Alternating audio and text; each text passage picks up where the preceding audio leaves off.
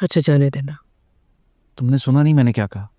शाउद भाई पाकिस्तान में मैं उनको मिल के आ रहा हूँ, उन्होंने आज तक नहीं पूछा कि मैं कैसा हूँ। कितने अरसे वो अमेरिका में रहे, उन्होंने नहीं पूछा कि मेरा क्या हुआ। तुम और हादिया किस हाल में हो?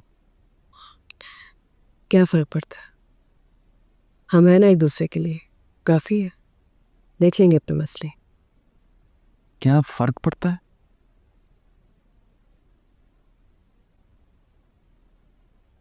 कुछ हुआ था? नहीं, कुछ नहीं। मलिका, मुझे सच सच बताओ क्या हुआ था।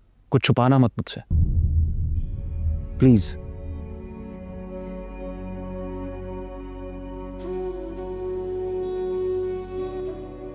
आपने जब कहा था कि मैं पैसों की बात करूं भाई से जाके, मैं गई थी। कहा भाई नहीं थे लेकिन भाभी थी।